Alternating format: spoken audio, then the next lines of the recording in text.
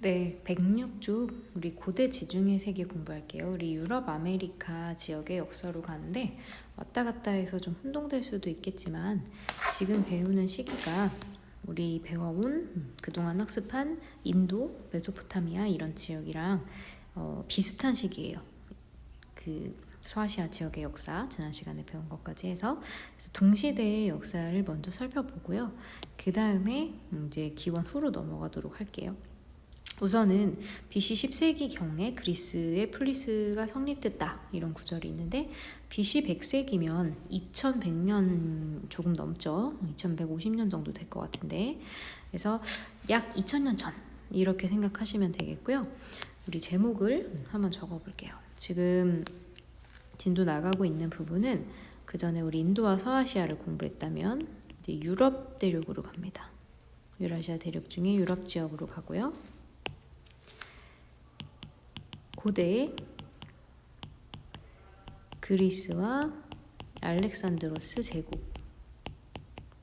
알렉산드로스는 아시다시피 이제 사람 이름인데 이 알렉산드로스가 황제로 즉위한 다음 넓은 영토를 만들면서 제국이라는 형태가 거의 서양에서는 최초로 출현해요. 우선은 BC 8세기경이면 이제 2000년 플러스 800년 전쯤에 그리스의 특이한 형태의 집단 공동체가 출현을 합니다. 우리가 이걸 폴리스라고 해요. 그리스어로 폴리스 자체가 뜻을 가지고 있는데 이게 도시라는 뜻입니다. 도시. 사람들이 이제 모여 사는 어떤 조직 형태죠. 그런데 이 도시는 두 가지로 구성이 되어 있어요. 기본적으로 어떤 구조들을 우리가 도시로 분류해줬냐면 아크로폴리스 그리고 아고라 두 개가 세트로 있는 이 지형을 폴리스로 분류를 해줬습니다. 아무거나 폴리스라고 하지 않고요. 그리고 아크로는 요즘 아파트 이름에도 많이 쓰고 있는데 높은 이란 뜻이 높은. 예를 들면 뭐 아크로 리버파크 이렇게 이제 아파트 이름에도 많이 쓰고 있는데 그리스어고요. 그 다음에 높은 도시라는 뜻이 되죠. 아크로폴리스는. 그래서 얘는 종교시설로 많이 이용이 됐고 아고라는 여러분 광장이라는 뜻을 갖고 있습니다. 널리 개방된 장소, 열린 장소 이런 뜻이거든요. 그래서 우리는 그리스를 페르시아 같은 또는 알렉산드로스 제국 같은 넓은 영토가 아니에요. 그 제국하고 굉장히 다릅니다. 여기에서 선생님 이게 뭐가 중요해요? 라고 이야기하지만 도시국가는 일단 제국과 다르게 규모가 작기 때문에 인구수도 많지 않고 그리고 사람들의 의견을 다 반영을 할 수가 있어요. 그래서 정치 형태도 여러분이 중학교 때 배웠던 것처럼 사람들의 의사를 다양하게 반영하는 민주정치가 발달할 수 있는 어떤 배경이 됩니다. 자, 아테네도 스파르타도 이러한 도시국가 형태의 폴리스다 라고 생각하시면 되겠고 이제 해안가 그 위치를 잠깐 보면요. 지도에서 여기가 그리스인데 그리스 상당히 지금 산이 많은 거 보이시죠? 그래서 이렇게 막 복잡하게 생겼고요. 이 지중해를 이쪽을 지나면 이제 그 시칠리아 섬, 여기가 이탈리아 지역이거든요. 그래서 이탈리아로 가게 됩니다. 그리고 요 그리스 부분, 그리스가 있는 이 반도를 뭐라고 하냐면 펠로폰네소스 반도라고 해요. 근데 이 펠로폰네소스 막 부채꼴처럼 복잡하게 생겼죠. 여기에서 지금 우리가 알고 있는 그 폴리스들의 위치를 한번 표시를 해보시면 좋을 것 같아요. 예를 들면 코린트, 코린트 뭐 처음 들어보는 사람도 있겠지만 상당히 유명한 폴리스 중에 하나고요. 그리고 아테네, 지금 제일 대표적인 폴리스죠. 그리고 스파르타, 아테네의 경쟁자이기도 합니다. 그리고 그 강 건너편에 있는 게, 바다 건너편에 있는 게 페르시아죠. 이렇게 지금 보이고 있을 거고 위에 마케도니아가 있고 기본적으로 지형을 좀 아시면 도움이 되고요. 이 마케도니아 아래쪽으로 해서 이 반도를 아까 선생님이 얘기했었던 반도 전체를 펠로폰네소스 반도라고 합니다.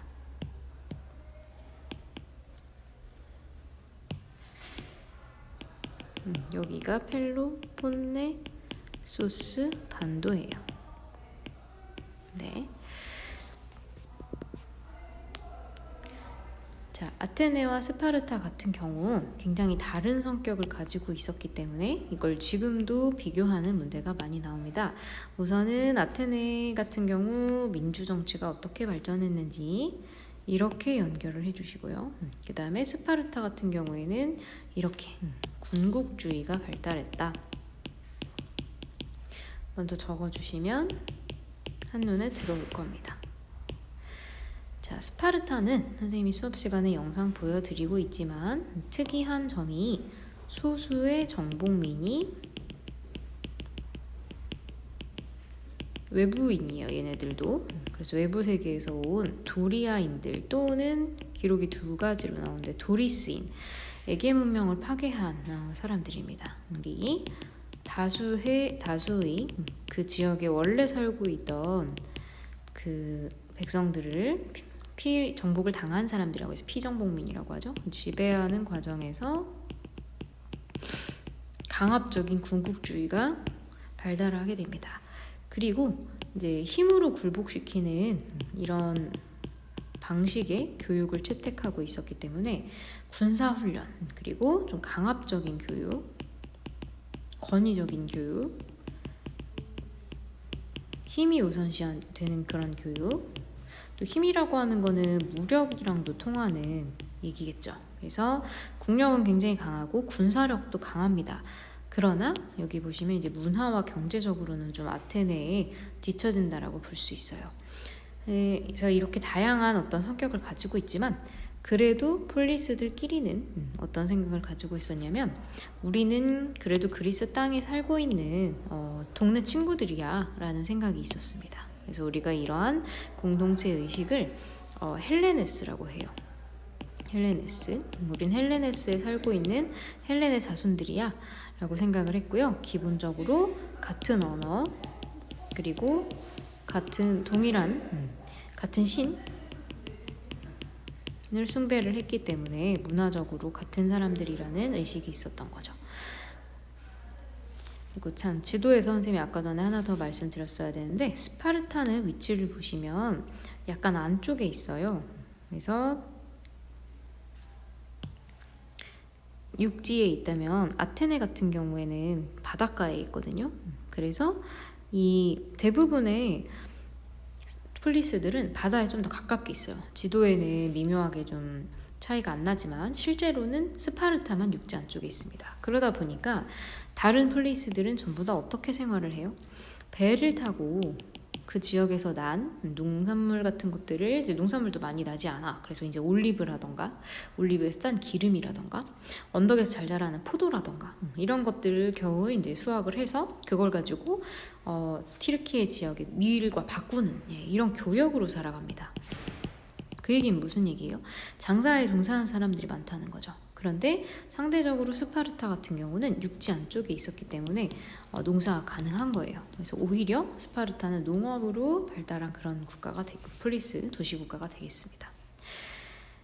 자, 아테네의 민주정치 발전 과정은 이제 경제력 성장하고 좀 관련이 있는데요. 우선 여기 사람 이름이 좀 나와요. 그래서 사람 이름 선생님이 좀 진한 색으로 적어보겠습니다. 처음 여러분이 보는 사람이 솔론이고요. 그리고 클레이스테네스, 마지막이 페리클레스가 됩니다. 그리고 맨 처음 단계에 원래 아테네 같은 경우는 귀족과 평민의 구분이 굉장히 엄격했고 그 이유가 경제력을 갖추고 있는 사람들만 무장이라는 얘기는 칼과 창 같은 거 무기를 구입하고 아니면 이제 사거나 만들거나 하는 과정에서 기술도 필요하죠. 그래서 이런 비용들을 될 수 있어야 무장을 할 수 있었습니다. 그 당시에는 이렇게, 그리고 아테네 같은 경우는 큰 국가가 아니기 때문에 정부가 칼을 뭐 대량으로 생산해서 나눠준다던가 이런 게 불가능했어요. 지금의 국가하고는 좀 차이가 있습니다. 그리고 아까 말씀드렸듯이 이 폴리스들 중에서 바닷가에 위치한 있는 폴리스가 많았고 물건을 판매를 하면서 점점 돈을 모으는 사람들이 좀 많아지게 돼요. 그래서 그 사람들이 성장을 해서 쉽게 말하면 경제력이 좀 높아지게 된다. 그래서 무역으로 재산을 모은 평민들이 이 귀족이 하던 것과 똑같이 자기들도 이제 무장을 시작하는 거예요. 무기를 마련하고 갑옷을 살 수 있게 되고 이렇게 됩니다. 그러면 자신들도 무장이 되니까 자신들도 군대로 갈 수 있죠. 그리고 군인들을 좀 모으고 부릴 수도 있고 해서 군사력을 점점 갖추게 되고 군사력에 기여하게 되고 하게 되면서 발언권이 세지는 거예요. 그래서 당시에 아테네 지역에 아테네 폴리스에 이렇게 무장을 갖춘 군인들을 중장보병이라고 합니다. 그래서 평민인데 중장보병이 된 사람들이 귀족하고 어떻게 하는 거예요? 다투는 거죠. 왜 너네 마음대로만 해? 우리 이제 아테네를 지키는데 기여하고 있어. 그러니까 우리 말도 좀 들어줘야지. 그리고 우리를 위한 정책도 마련해야지. 왜 항상 귀족에게만 유리하게 해? 이렇게 얘기할 수 있는 거죠. 그래서 지금 아테네의 민주정치가 어떻게 발전이 되게 됐는지 배경을 선생님이 간단히 설명을 드린 거고, 자, 그 과정에서 이제 실패도 있었어요. 실수도 있었고, 솔론이라고 하는 사람은 처음 시도했던 방법이 재산에 따라서 정치에 참여할 수 있는 권리, 우리가 참정권이라고 하죠. 그래서 재산에 따라 부여하는 거기 때문에 돈이 있으면 권력이 생긴다 해서 우리가 이걸 금권정이라고도 해요. 솔론이 주장한 정치 형태를 금권정이라고 하는데, 이렇게 하는 경우에 돈이 많은 사람은 많은 대로, 없는 사람은 없는 대로 불만이 생기겠죠. 그래서 이 정치 형태는 이제 조금 후에 다시 그 새로운 개혁을 맞이를 하게 됩니다. 그래서 솔론이 시도했던 개혁이 BC 6세기고요. BC 6세기에서 조금 한 80년 정도 경과해서 6세기 말이 되면 개편이 이루어지는 거죠.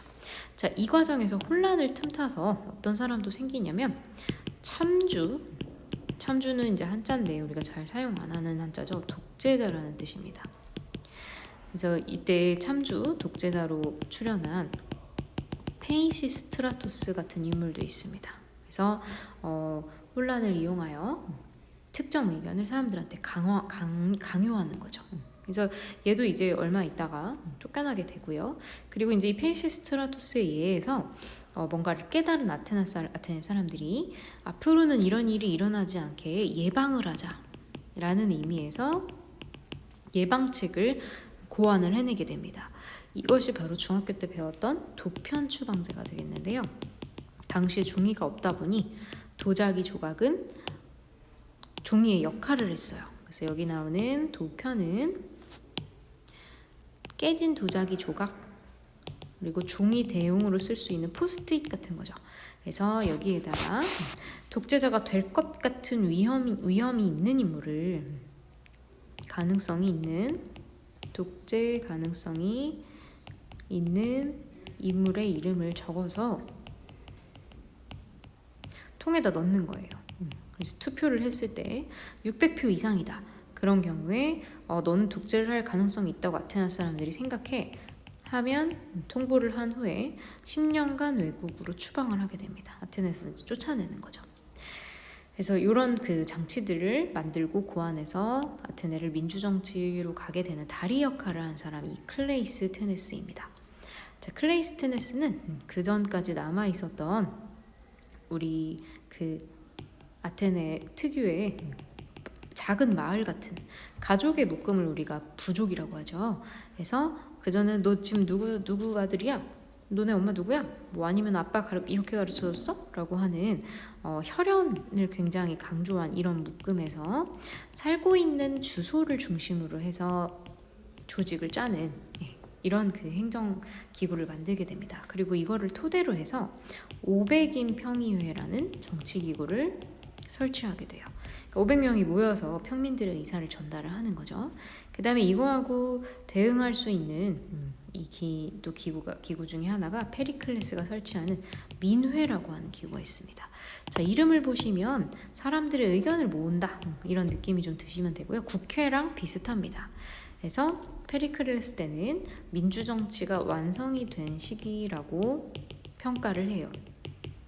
전성기라고도 하고요. 그래서 페르시아 그리스 전쟁하고 좀 맞물려 있는데 이 페리클레스의 개혁과 시기가 잘 맞아 떨어져서 전쟁에 승리한 후에 물자까지 쏟아져 들어오게 되면서 아테네가 정치적으로도 경제적으로도 굉장한 그 그 전성기를 맞이하게 돼요.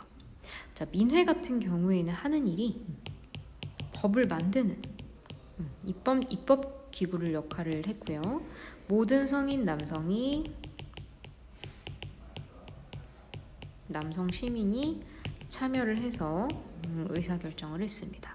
그리고 이제 제일 중요한 게 이건데, 민주정치를 완성시켰다는 평가를 받는 이유는 뭐냐면, 이 관직을 담당하는 경우에 어떤 일이 일어나든, 나에게 어떤 일이 맡겨지든 랜덤으로 하더라도 내가 수행할 수 있다 라는 전제하에 시민들 중에 돌아가면서 역할을 수행을 하고요.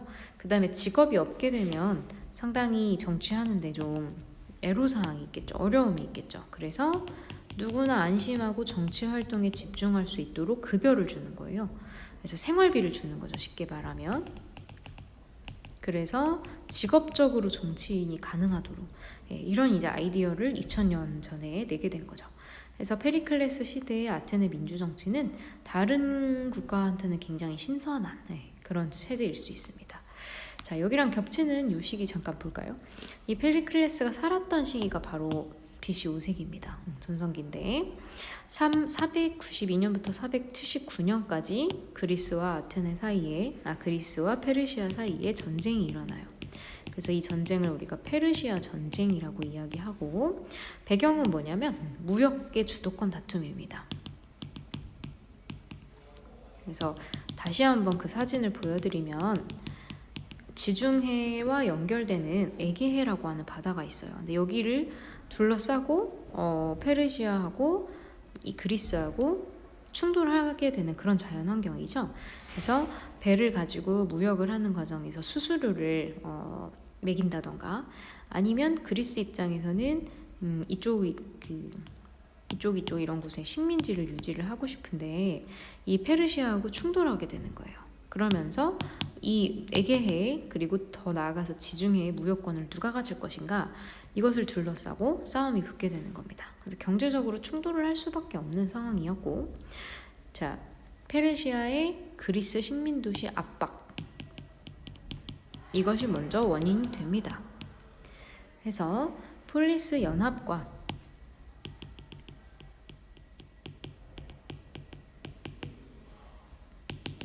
페르시아와 전쟁을 하게 되는데, 폴리스 연합 같은 경우는 아테네와 스파르타가 중심이 됐고요. 페르시아 같은 경우는 여러분이 공부했었던 아케메네스조 페르시아입니다. 아케메네스 왕조. 그리고 페르시아 전쟁은 총 3차로 진행이 돼요. 근데 1차는 태풍 때문에 실패를 했다고 하고요. 다행히도 페르시아 배들이 아까 그 바다를 건너오다가 허리케인에 휩쓸려서 그리스 지역에 상륙을 못합니다. 그리고 이제 2차 때는 페르시아의 다리우스 1세, 여러분이 알고 있는 다리우스 황제가 대규모 해군을 동원을 해서 아테네 앞바다까지 나타났어요. 그랬다가 아테네에서 조금 떨어져 있는 북부 평야 지역으로 해군들을 이제 상륙시킵니다. 그 평야의 이름이 마라톤 평야인데요. 들어보시는 것 같죠? 그래서 여기에서 그리스의 중장보병, 아까 전에 시민들이 창과 갑옷을 마련해서 굉장히 튼튼하게 방어를 하고 싸웠다고 했죠. 그래서 페르시아 군의 대규모인데도 불구하고 이것을 무찌르게 되면서 마라톤에서 승리를 했다는 소식을 전하러 군인이 이제 뛰어가게 되는 그 얘기에서 지금 현재 올림픽 경기에 마라톤 종목이 유리하게 됐습니다. 그래서 이 마라톤에서 죽은 그 병사를 기념하기 위해서 우리가 경기 이름도 이렇게 하고, 42.19km가 당시에 이 군인이 뛰어온 거리가 되겠습니다. 그래서 마라톤 경기 하면 기억이 좀 날 거고요. 그 다음에 480년에 두 가지 전투가 있는데, 하나가 테르모필레 전투, 그리고 두 번째가 살라미스 해전입니다. 이게 이제 굉장히 큰 전투들인데, 우선은 1, 2, 3차에 걸쳐서 전쟁이 진행이 됐다, 방금 설명을 드렸고요. 그리고 처음엔 다리우스가, 그 다음에는 크세르크세스가 차례로 그리스 세계를 이제 협박을 했지만 결국에는 그리스 세계의 폴리스 연합이 승리를 하게 됩니다. 자, 대표적 전투는 아까 말씀드린 마라톤 전투, 마라톤 평원에서 아테네 육군이 승리를 거둔 전투입니다. 전략 때문에 성공했다고 볼 수 있고요. 그때 이제 유명한 아테네 지휘관이 밀티아데스라는 장군이 있습니다. 훌륭한 장군들의 역할로 이제 이길 수 있었던 거죠. 그리고 3차 같은 경우에는 테르모필레 협곡 전투와 살라미스의 전, 이렇게 그 두 가지인데 칸이 좁아서 선생님이 약자로 쓰겠습니다. 이렇게 글자만. 자, 이 테르모필레 협곡 전투를 내용을 다루는 게 바로 영화 300이에요. 수업 시간에 영상 보여드리면서 추가 설명드리겠고요. 자, 결국에는 이 살라미스 해전을 끝으로 해서 승리를 하게 됩니다. 그리고 이때 이제 페리클레스의 지도로 승리를 했기 때문에 상당히 페리클레스의 위치가 높아지게 됐죠. 승리 후가 중요한데, 승리를 하고 페르시아를 물리치고 나서 아테네가 자신감도 얻었을 거고, 그리고 교역을 하는 데 있어서 더 이상 페르시아가 끼어들지도 못하겠죠. 그래서 뭐가 들어오냐면 식민 도시를 건설하는 곳을 통해서 세금이라던가 공납이라던가, 공납이라고 하는 건 여러 가지 어떤 특산품을 뜻해요. 먹을 거, 마실 거 이런 것들. 그러면서 아테네를 중심으로 해서 그리스의 폴리스들이 묶음을 만들게 됩니다. 왜냐면 또 페르시아 같은 커다란 적이 나타날 수 있잖아요. 그래서 델로스 동맹이라고 하는 이제 묶음을, 연합체를 만들게 되고, 이 델로스 동맹의 맹주가, 대표가 바로 아테네가 되겠습니다. 그리고 아테네는 이 경제력과 정치력을 바탕으로 해서 쑥쑥 민주주의를 발전시키고, 이때 이것을 주도한 사람이 방금 말씀드린 페리클레스가 되겠습니다. 자, 요 시기까지 잠깐 교과서에서 지도랑 사진을 볼 건데, 아까 말씀드린 아크로폴리스와 아고라 구조가 이렇게 보일 거고요. 그 다음에 독재자가 될 것 같은 사람을 쫓아내는 제도가 바로 도편 추방법입니다. 10년 동안 외국으로 추방했다고 하죠. 그 다음에 페리클레스 시대에 왜 우리가 전성기라고 하는가? 성년 남자 시민 중에서 500인 평의와 민회로 나눠서 참여를 할 수 있고요. 여기도 참여 안 한 사람은 재판 과정에 참여할 수 있어요. 배심원이 될 수 있어요. 그리고 여기에서 또 아르콘이라고 하는 대의원과 부족당 한 명씩 장군을 또 선출을 하기 때문에 대부분의 사람들의 의견이 다 반영된다. 이렇게 볼 수가 있는 거죠. 자, 이렇게 살펴본 게 지금 아테네의 민주정치라면, 여러분 스파르타 같은 경우는 민주정치하고 좀 거리가 멀어요. 그래서 기억을 해두시면 될 텐데, 체제도 그렇고 철학도 그렇고 서로 함께 갈 수 없는 사이입니다. 그러다 보니까 큰 적 페르시아를 물리치고 나서 어떤 일이 생겨요? 아테네와 스파르타끼리 싸우는 일이 생겨요. 그래서 이것도 30년 정도 됩니다. 상당히 기간이 길고, 지금 보시면 페르시아 전쟁이 끝나고 나서 한 30년 후에 40년 후에 전쟁이 또 발생을 하게 되죠. 두 번째 그리스 세계가 겪는 전쟁이 펠로폰네소스 전쟁인데, 이 펠로폰네소스는 아까 전에 나왔던 반도의 이름을 땄습니다. 다시 한번 볼까요? 여기 전체가, 그리스가 있는 지역 전체가 펠로폰네소스 반도라고 말씀드렸죠. 그래서 431년부터 404년까지 싸우게 되는데, 자, 맹주인 델로스 동맹의 맹주인 아테네를 중심으로, 그리고 스파르타를 좋아하고 농업 세계이기도 하고 스파르타랑 좀 근처 가까이에 있는 이런 폴리스들 같은 경우는 다른 동맹에 들어가 있습니다. 그래서 이쪽을 델로스 동맹이라고 하고요. 그리고 스파르타가 중심이 된 동맹을 펠로폰네소스 동맹이라고 하는데, 자, 30년 동안 전쟁을 한 끝에 펠로폰네소스 동맹이 승리를 하게 됩니다. 그러면 우리 좀 나중 가면 또 헷갈리는데, 자, 페르시아 전쟁 같은 경우에는 누가 이겼어요? 아테네가 이겼죠. 그런데 펠로폰네소스 전쟁 같은 경우에는 스파르타가 이겼다라고 생각하시면 됩니다. 그래서 한 번은 아테네가, 한 번은 스파르타가 이기게 되고요. 자, 결과는 예상할 수 있겠지만 폴리스의 연합이 찢어지게 돼요. 찢어져서 아테네가 이제 약화가 되면서, 그리고 페리클레스가 또 이때 전염병이 돌아가지고 사망하게 됩니다. 그래서 이후에 이 정치력도 약화되고, 그리고 중우정치라고 해서 우리 소크라테스한테 독이 든 잔을 먹고 막 죽으라고 하고 사형선고 내리고 이러던 시기거든요. 중우정치로 아테네가 이제 그 쉽게 말하면 약화되기 시작하는 거죠. 그리고 전쟁에서 이겼던 스파르타도 처음에는 이런 경제력들을 이용해가지고 아테네가 차지하고 있던 부를 뺏어왔지만 스파르타가 가지고 있는 어떤 지배력이 그리고 정치적인 모델이 플리스들을 관용으로 이끈다던가 너그럽게 받아준다던가 이런 것과 거리가 멀었기 때문에 길게 유지되지 못해요. 그래서 지도에서 한 번 더 보실게요. 마케도니아라고 하는 이 북쪽에 있는 이 나라가 내려오면서 이 스파르타를 멸망시키게 됩니다. 이때 이 스파르타를 멸망시킨 황제가 누구냐면 필리포스 2세라는 왕입니다. 그리고 이 필리포스는 영어로는 필립이라고 표현을 하고요. 이 사람의 아들이 알렉산드로스예요. 알렉산드로스는 바로 오른쪽에 내용이 다시 이어서 나오고 있고요. 알렉산드로스에서 좀 기억해놔야 될 것은 마케도니아가 이 그리스를 멸망시키긴 하지만 이 알렉산드로스도 그렇고 필립도 그렇고 굉장한 그리스의 팬입니다. 심지어 알렉산드로스 같은 경우는 여러분이 알고 있는 윤리와 사상에 나오는 굉장히 유명한 철학자죠.